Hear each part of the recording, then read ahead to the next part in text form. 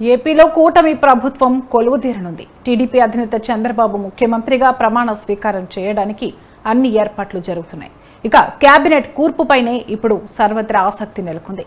BJP జనసేనకు ఎన్ని బెర్తులు కేటాయిస్తారు, ఏ కుల సామాజిక వర్గానికి ఎన్ని పదవులు లభిస్తాయన్న దానిపై జోరుగా చర్చ నడుస్తోంది.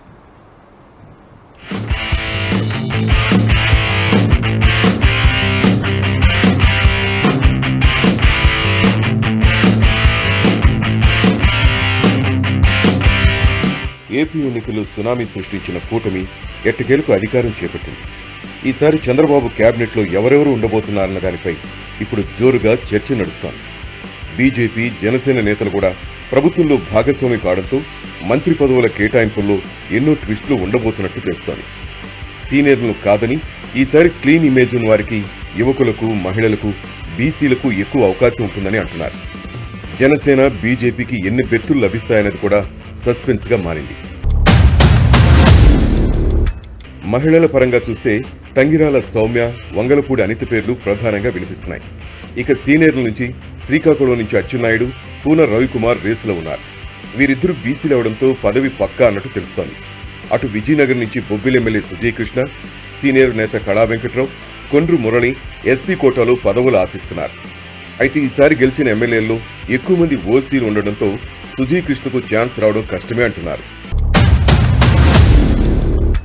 మరోవైపు విశాఖ జిల్లా నుంచి గంటా శ్రీనివాసరావు, అయ్యన్న పాత్రుడు, పల్లా శ్రీనివాసరావు మంత్రి పదవి రేసులో ఉన్నారని పార్టీ వర్గాలు అంటున్నాయి. గాజువాక ఎమ్మెల్యే పల్లా శ్రీనివాసరావుకు అవకాశాలు కనిపిస్తున్నాయి. మరోవైపు చినరాజప్ప లేదా జ్యోతుల నెహ్రూలో ఒకరికి అవకాశం ఉంటుంది. బుచ్చయ్య చౌదరి కూడా రేసులో ఉన్న కమ్మ నేతలు ఎక్కువగా ఉండడంతో బుచ్చయ్యకు ఛాన్స్ లేకపోవచ్చని చెబుతున్నారు. అటు పశ్చిమ గోదావరి జిల్లా నుంచి పితాని సత్యనారాయణ, నిమ్మల రామానాయుడుతో పాటు రఘురామకృష్ణరాజు ఉన్న రఘురామకు స్పీకర్గా అవకాశం కల్పిస్తారన్న టాక్ వినిపిస్తోంది. కృష్ణా జిల్లాలో కేబినెట్ పదవుల కోసం పోటీ అధికంగా ఉంది. ఖమ్మ కోటాలో గద్దె రామ్మోహన్ రావు, కాపుల నుంచి బోండా ఉమా, బీసీ కోటాలో పార్థసారథి, పొల్లు రవీంద్ర, వైఎస్ఆర్ కోటాలో శ్రీరామ తాతయ్య రేసులో ఉన్నారు. ఇక బీజేపీ కోటాలో కామినేని శ్రీనివాస్, సుజనా చౌదరి ఇద్దరు రేసులో ఉన్నారు. అటు గుంటూరు జిల్లా నుంచి కాపు కోటాలో కన్నా లక్ష్మీనారాయణ, ఎస్సీ కోటాలో నక్క ఆనందబాబు, తెనాలి శ్రావణ్ కుమార్ ఉన్నారు. జనసేన నుంచి కమ్మ కోటాలో నాదెండ్ల మనోహర్ పేరు వినిపిస్తోంది. ప్రకాశం జిల్లా నుంచి కమ్మ వర్గానికి చెందిన గొట్టిపాటి రవికుమార్ కు బెర్తు ఖాయమంటున్నారు. ఎస్సీ కోటాలో డోల బాల వీరాంజనేయ స్వామి కూడా ఉన్నారు.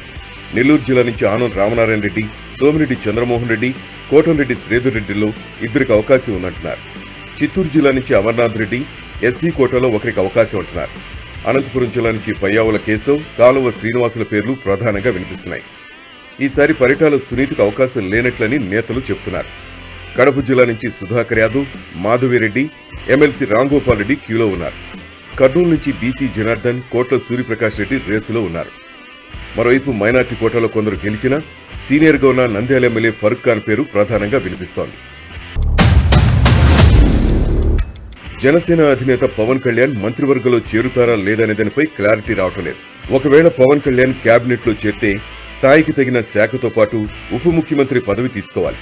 ఇక జనసేన నుంచి కమ్మ, కాపు, బీసీ, ఎస్సీ, ఎస్టీ ఇలా 4 మంత్రి పదవులు ఇచ్చే అవకాశాలున్నాయని అంటున్నారు. బీజేపీ నుంచి 4 గెలిచినా కూడా ఇద్దరికి మాత్రమే అవకాశం ఉంటుందని చెబుతున్నారు. సుజనా, కామినేని ఇద్దరు కమ్మలే పడుతూ ఒకరికే అవకాశం ఉంటుంది. సత్యకుమార్, పార్థసారథిలో ఒకరికి ఛాన్స్ ఉంటుంది. అధికారం దక్కించుకోవడం ఒక లెక్క, కేబినెట్ కూర్పు మరో లెక్క అన్నట్టు పరిస్థితి తయారైంది. ప్రభుత్వంలో 3 పార్టీలు భాగస్వామ్యం కావడంతో మిగతా పార్టీలకు పదవులు అడ్జస్ట్ చేయడం చంద్రబాబుకు కత్తి మీద సామే అంటున్నారు.